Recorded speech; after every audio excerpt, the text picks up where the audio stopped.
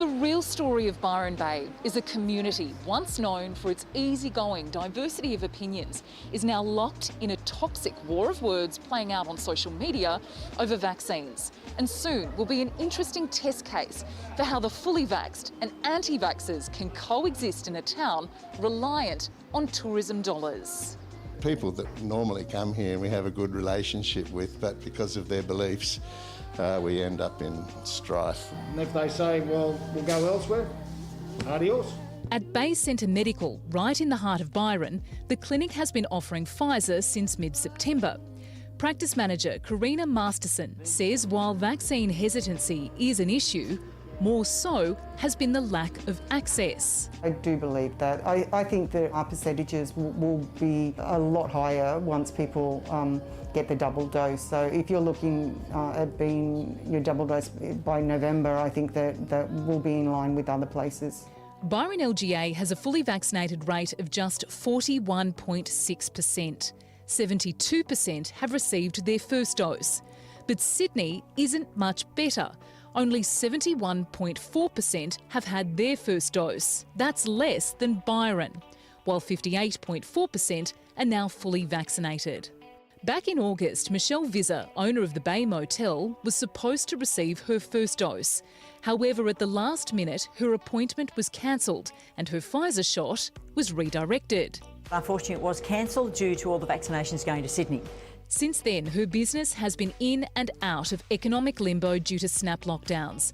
And Michelle says while the safety of her guests is paramount, so too is the health of her motel. We certainly will be taking guests, absolutely. We certainly won't be closing down for guests that aren't vaccinated whatsoever. I mean, everyone needs to earn a living.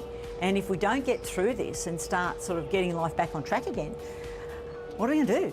And that sentiment is shared by other Byron business owners who are normally knocking back patrons at this time of year.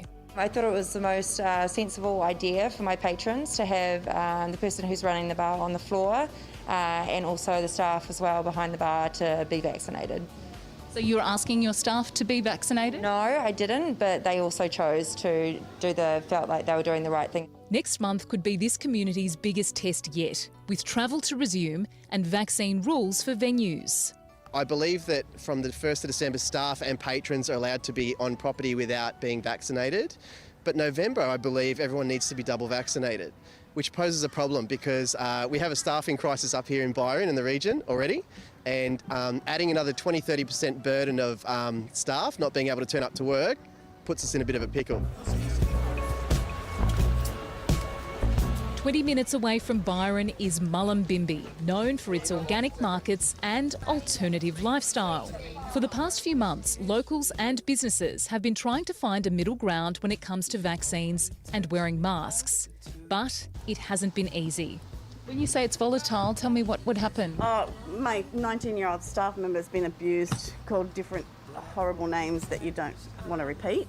I don't like the word anti-vaxxer. I think that's a really derogatory term for people who question things. I know it's called the anti-vax capital, but I really don't know where that's coming from. There are some very vocal people in our community, but by and large the average person is in favour of vaccination, no doubt about that.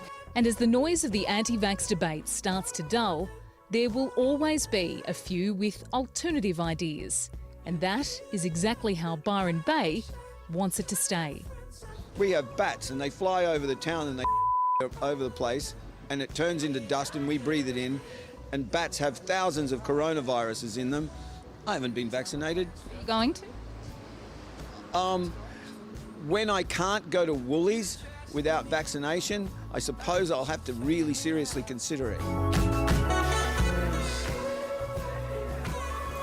Yeah, it's a beautiful spot and a big debate going on there in almost different streets in Byron. They have differing opinions, but it's a real melting pot of opinion. Divided friendships. It's ended friendships, that one.